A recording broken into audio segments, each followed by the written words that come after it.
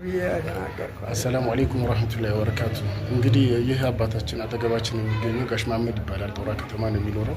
ሰሞኑን ወደ ደብረዘይት እየሄደ መንገድ ላይ የገጠመውን ነገር ያክፍሮት ኃይላት ምን እንዳደረጉት መንገድ ላይ የገጠመውን አስገድደው እምነቱን አስቀይረውት እንደነበረ ይነግረናል። ጋሽ ሰላም አለይኩም። ወአለይኩም ሰላም ወራህመቱላሂ ወበረካቱ። እና ወደ ደብረዘይት እየሄድክ የተፈጠረውን ነገር እስኪ ተነግራችኋል። ደብረዘይት ሲሄድ እኛ ስንሄድ መንገድ ላይ ወንበዴ አጋጥሞን ነበር። በአጋጣሚ አንድ ሰውዬ አየር ኃይል ነበረ። እሱ ደውሎ በወንበዴዎቹ አዳነን። ካዳነን በኋላ እዛ ደብረዘይት ስንደርስ በሜዳ ላይ ብዙ ህዝብ ተሰብስቧል። እነሱ ደግሞ ጠርቶ እናንተ የት ነው የምትሄዱ? ኑ ግቡ አሉና በሜዳ ላይ አስገቡን። ወዴት ነው ያስገቧችሁ? ወደ ስብሰባው፣ የነሱ ስብሰባ። ወደ አዳራሽ? አዳራሽ አይደለም፣ በባጃ በሜዳ ነው፣ ገበያ ነው፣ እንደ ገበያ። ከዛ ጠሩንና የት ነው የመጣችሁ? ከስልጤ ነው የመጣ ነው፣ ቁጭ በሉ ብሎ አስቀመጡን። ካስቀመጡን በኋላ የሚታዩ ነገር አለ፣ ቁጭ በሉ አሉ። ስናይ ቁጭ ስንል የታመሙ ሰዎችን አመጡ። ይሄ እግራቸው የታመሙ ምናምን አሞናል፣ ወባ ምናምን፣ አስም፣ ብዙ ነገር አለብን የሚሉ ሰዎችን አቀረቡ። ያው እነዚህ ሰዎች እኛ እናድናቸዋለን።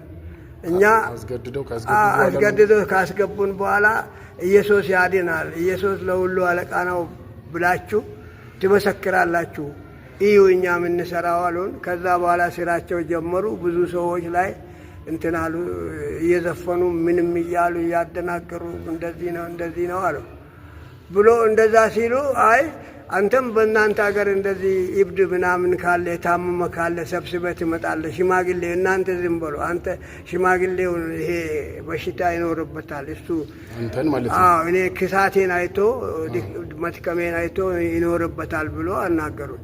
ሲያናግሩኝ አይ እኔ ድሮ በጦር ሜዳም ከነሱ ጋር ታስሬ ነበር።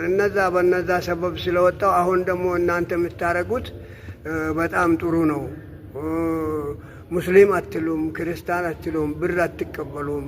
እንደዛ ሰዎቹ ባጠገቤ ክራንችም ያዘው ምናምኑ ጥሎ ሲሄድ አይ እናንተ ስራ ጥሩ ነው፣ ሁሉም ሰው ቢከተለው ሙስሊምም ምናምን መጥቶ እናንተ የምታድኑትን አይቻለሁ። ራስን ከዛ ቦታ ላይ ለማዳን ከዛ ቦታ እኔ እነሱን ሰዎቹ ለማውጣት ልጅቷም እናቷም የሞተባት ወንድሞቿም አሉ።